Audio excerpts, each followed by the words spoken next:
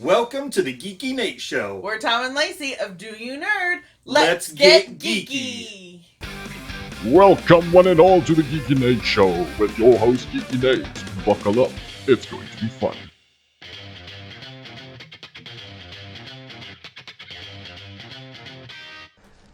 Hey Geekies! Today we have a fun little video for you. Gurnaldinho Plays did one recently. It's called Your Name in Video Games.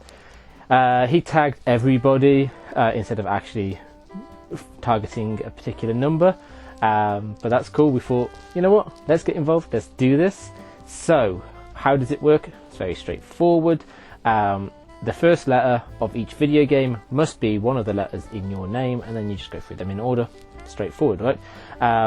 Before we get into that though, Gurnaldinho Plays is a great British YouTuber. They have an amazing collection of unboxings and pickup videos. Right now they are doing Halloween horror pop funkos as their advent calendar videos, so go check those out. And they have a massive addiction to blind bags.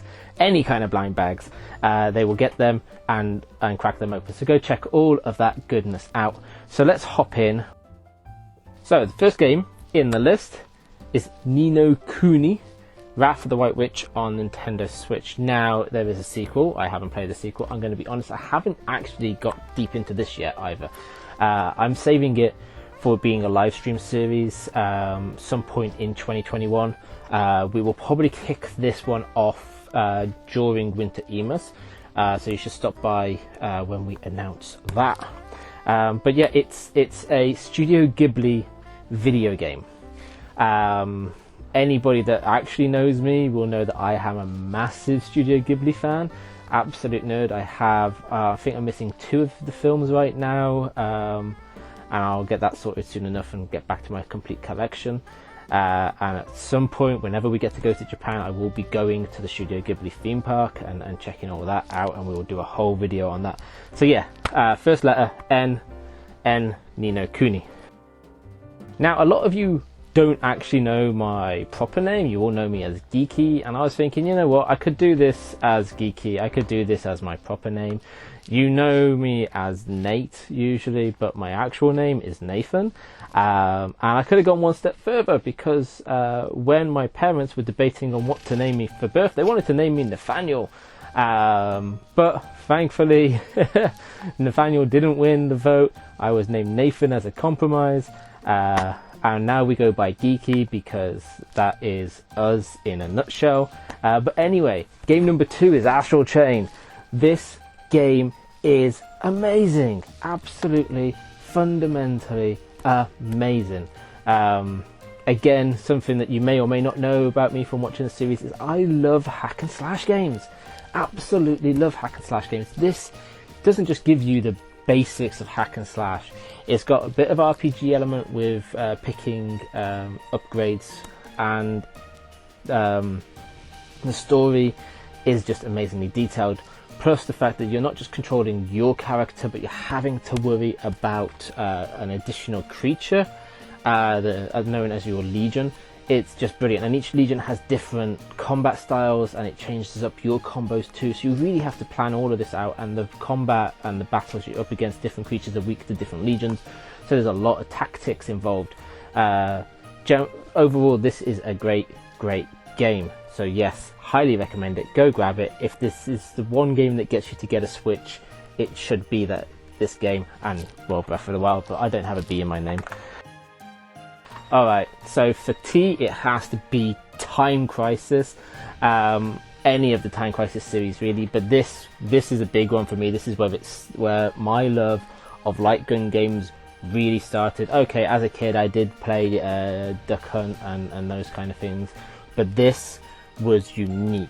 Having the foot pedal to be able to hide, actually having to plan each of your shots. In the arcade, I would spend hours on this game, losing so much money, getting really good at it. I'm looking into ways of getting my PlayStation light gun to work at the moment on the old screen, the new flat screen TVs. If I can't, I will find a way to get a small cathode ray TV set up at my gaming station and we'll go it that way. But hopefully I can get it set up properly and pretty cool. So yeah, Time Crisis, great game. It has to be a game that I don't know if many of you will know about, but Hellgate London was a great accomplishment at the time. So it's a role-playing game where you're playing as one of a multitude of classes. Your aim is to rid London of demons. It's based in modernish time, so it was modern when it came out, quite a while back now. But basically, there's this lovely tale in London that if all the crows were to leave the tower, a Hellgate would open up and we would be consumed by hell. So this is basically what the premise of this game is. That happens and off you trot. So it was all online, although it could also be played to an extent offline. The way they mapped out each location in London was very realistic. The only thing I would say that they faltered on was your movement speed through them. You're a lot faster, so you cover the distance really quickly. So it's not quite to scale, but running up Tottenham Court Road,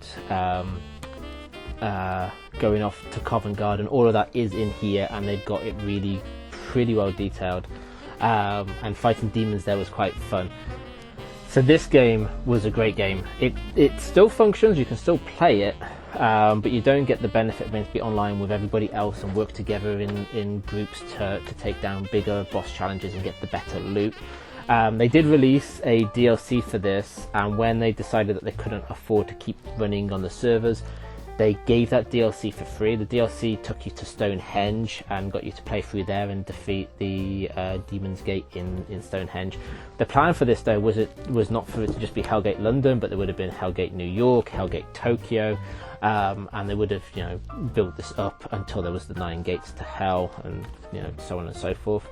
So yeah, this is a really good game. If I can get it running, I might actually do a couple of live streams with it, but we will see. But yes, Hellgate London.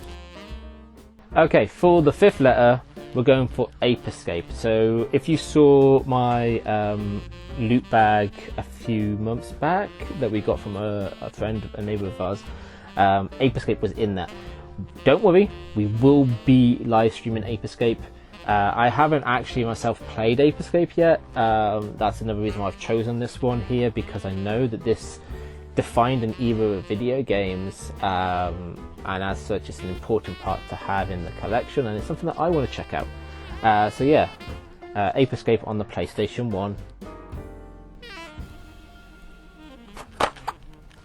And for our final letter, our 6th letter, an N, what better than to choose a Nintendo game with Nintendo's name in it? So of course we're picking the Nintendo Labo. The Labo has done something unique for cardboard gaming. Obviously here we've got the VR gun. Pretty freaking good build in all honesty, and it's been surviving with my cats being chaotic, so that's a good sign. And it introduced the ability for people to design and develop games. Now, the interface for it can be quite complicated, a pain in the ass to get used to, but once you're used to it, you can build some pretty complex stuff, which is really cool. The whole Labo series is pretty neat. I do like the concept and the idea to it. With it being cardboard, obviously if the cardboard gets wet, that's it. The thing is done for, so you do need to have the ability to get new cardboard. Nintendo does offer that though, thankfully. But obviously that's not going to be forever. They're not going to offer it forever, and as such, that is one of the faults with this. But as a concept overall, and as a series, I think this is a great thing. I wish though, however, that the Toy-Con range was more like expansions. So each time, you've got the main game, and then each version should have just been an expansion and a DLC code. Why do I say that? Well, because what that would allow you in the development interface section of it is to then pick all these different nodes from all of the variety of things and be able to combine and create whole other crazy ideas. Like for example, you could have had the VR gun combined with the piano then, and have some input from the piano combined with the gun to do other stuff and create different styles of games. Now, what people have been able to do already is ingenious anyway, so whatever. But I think it's cool. I would have liked it to have been a proper headset though for the VR, something that actually attaches on, because holding it to your face is a pain. Also, obviously, the Switch in portable mode is already 720p, so when you take that by half, it does very much damage what you see, so it's not like it's a perfect experience. If Nintendo was able to produce a completely independent Nintendo Labo VR headset that was giving you 1080p connection, that connected via the USB-C or the dock of the Switch, and then all these accessories, I think they would have perfected this idea. But as it is, it's still pretty cool, but it is a gimmick. So yeah, that is the 6 letters from us. And I guess I'm going to tag some people. So I'm not going to leave this open. I'm going to pick some people. So, first of all, SegaHead, you need to come and do this. It's fun. You are open to choose your actual name or your show name. So, pick and choose whatever. Chronik Spartan, you as well are getting a tag.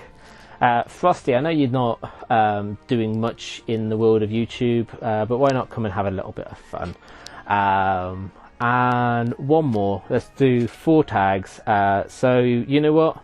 The lovely Tom and Lacey of Do You Nerd, I'm tagging you guys as well. I know that you will have some amazing choices, and again, a huge range. So yes, that's all we've got time for. We will see you in the next one. There are a few coming out over this week, so enjoy. And I guess we should just have a quick cup of tea, and we're drinking from our Frosty mug. Everybody mentioned today, if you go and check in the description below, you'll find links to their channels. They're all freaking great content creators. So big up to them. Ha ha ha, look at me saying crazy crap from a time gone past. And until next time, keep it geeky. Keep it geeky.